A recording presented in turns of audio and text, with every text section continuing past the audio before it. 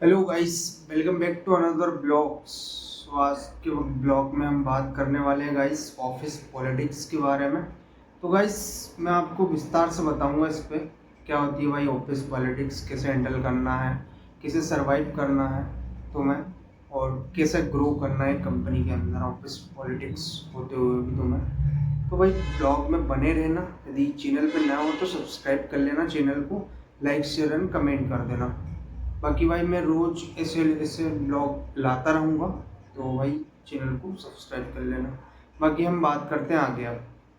तो भाई college time पे हम कोडिंग तो सीख जाते हैं, मतलब मोस्ट ऑफ द पीपल, मतलब लोग कोडिंग वगैरह सब सीख जाते हैं, डीएसए वगैरह, कुछ लोग प्रोजेक्ट्स भी बना लेते हैं प्रैक्टिस के लिए। तो ये सारी चीज़ें तो सीख जाते हैं, पर एक चीज़ नहीं सीख पाते हैं, ऑफिस पॉलिटिक्स। वो कब सीखते हैं? जब कोई बंदा as a fresher job join करता है, तो भाई ऑफिस पॉलिटिक्स से हैंडल करना उसके लिए सबसे बड़ा मुश्किल हो जाता है। तो भाई ऑफिस पॉलिटिक्स होती क्या है? ऑफिस पॉलिटिक्स सिंपल सी बात है कि भाई एक गेम है। ऑफिस पॉलिटिक्स सिंपल सी बात है, एक गेम है भाई, जो लोग किस लिए खेलते हैं? प्रमोशन, क्रेडिट और पैसे के लिए खेलते हैं भाई। सबसे सिंपल सी बात बोलूँ तो मैं, तो भाई जैसे कि काम तुमने किया, क्रेडिट किसी और को मिल गया।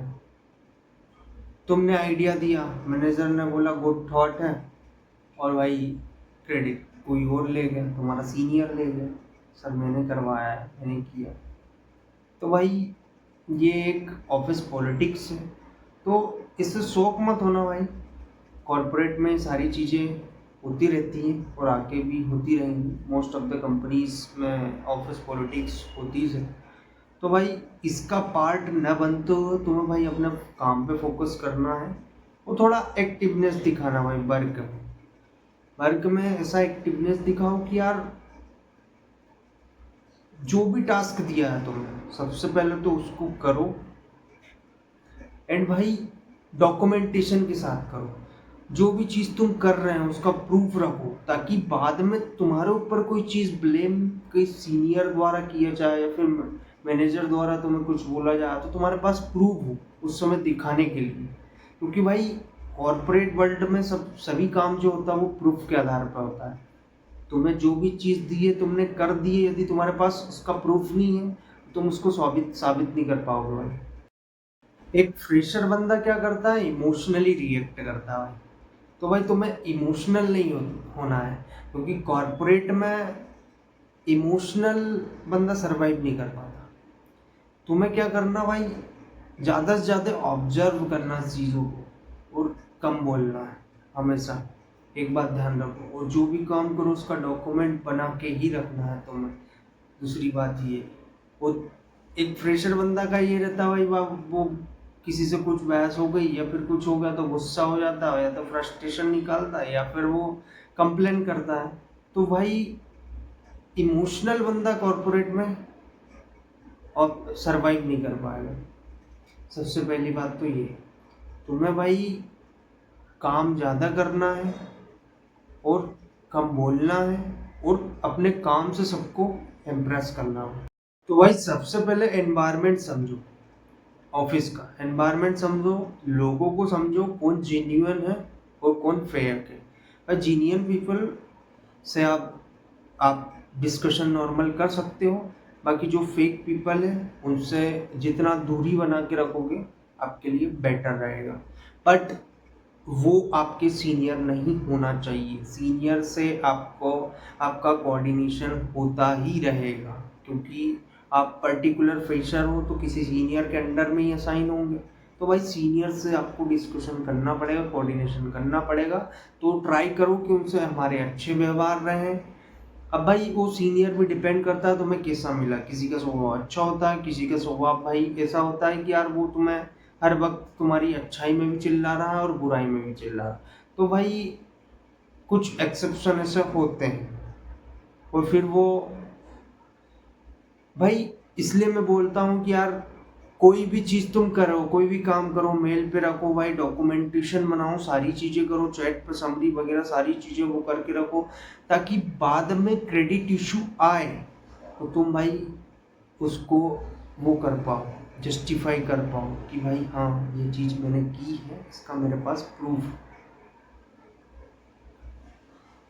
और ज़्यादा से ज़्यादा ऑब्जर्व करो और कम बोलो भाई।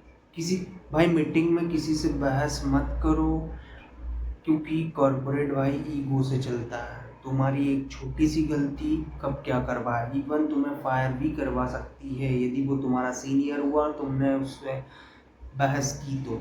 कोई काम तुमने किया है तो उसका प्रूफ दो, किया है तो। कोई काम यदि तुमसे नहीं हो पाया तो उसका क्लियर रीज़न बताओ। और भाई जो काम में डिले हो रहा है तो मैनेजर को या सीनियर को पहले ही बता दो कि सर इसमें थोड़ा टाइम लगेगा मुझे। तो वो इवन तुम यदि ट्रस्ट बना के रखोगे तो सारी चीज़ें मैनेजेबल हैं भाई। तुम पॉलिटिक्स का वो भी नहीं बनोगे, शिकार नहीं होगे कभी। पॉलिटिक्स, अधिकतर पॉलिटिक्स तब हावी हो जाती है जब आपकी स्किल्स वीक हो। वीक हो मतलब इन द सेंस कि आप, यदि आपकी स्किल्स स्ट्रांग है तो आपको तो कोई टेंशन नहीं, आपका अलग ही लेवल का कॉन्फिडेंस रहेगा, आपकी कोई भी कंपनी हायर कर लेगी। लेकिन आपकी स्किल्स वीक है, वीक, तो फिर आपको, आप इस कंपनी में भी पॉलिटिक्स का शिकार रहोगे और आने वाली कंपनी में भी रहोगे, क्योंकि आपकी स्किल्स तो वीक है, आप उस पर काम नहीं कर रहे हो, एक्सक्यूजेस बना रहे हो, या तो सीनियर्स वगैरह से बहस कर रहे हो, भिड़ रहे हो हर किसी बात पे से। तो भाई इन चीज़ों से बचो।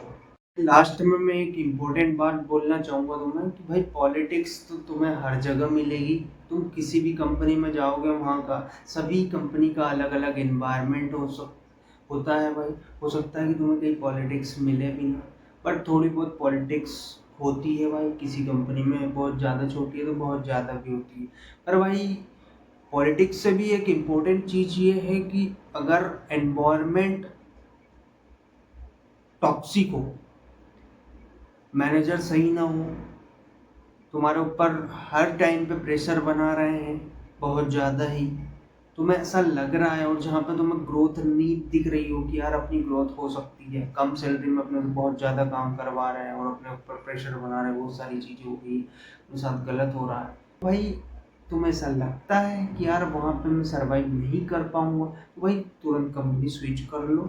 क्योंकि भाई अगर तुम्हारे पास एक स्ट्रॉन्ग स्किल्स है, तुम्हारे पास सारी चीज़ें हैं, प्रोजेक्ट की अच्छे लेवल की नॉलेज है, तो तुम इजीली तरीके से किसी भी कंपनी में काम कर लोगे। तो भाई इसकी रास्ता मत देखो, यही बोलना चाहूँगा मैं। और यही मैसेज है मेरा कि भाई अगर फ्रेशर हो तो पॉलिटिक्स की टेंशन मत लो भाई। पॉलिटिक्स तो हर जगह मिलेगी तुम्हें, बस अपनी स्किल्स को स्ट्रॉन्ग रखो। यदि तुम्हारी स्किल्स स्ट्रॉन्ग है तो भाई, और तुम कंसिस्टेंट हो, तो तुम भाई ग्रो कर जाओगे और लाइफ में आगे बढ़ जाओगे। तो यही संदेश था मेरा आज का। आज का ब्लॉग इतना ही था गाइस, मिलते कल एक न्यू ब्लॉग में। बाकी गाइस यदि आप चैनल पर नए हो तो चैनल को लाइक शेयर एंड फॉलो कर लेना, सब्सक्राइब कर लेना। बाकी भाई मैं डेली एक नए नए वीडियो लाता रहूँगा इस चैनल पे, तो सब्सक्राइब कर लेना भाई और बेल आइकन को प्रेस कर देना और तुम्हारे भाई को सपोर्ट करो भाई। मैं लगभग 1 महीने हो गए वीडियो बनाते हुए मुझे, तो मैं अभी काफ़ी सारी चीज़ें आगे करने वाला हूँ और अच्छे अच्छे वीडियो लाने वाला हूँ आपके लिए।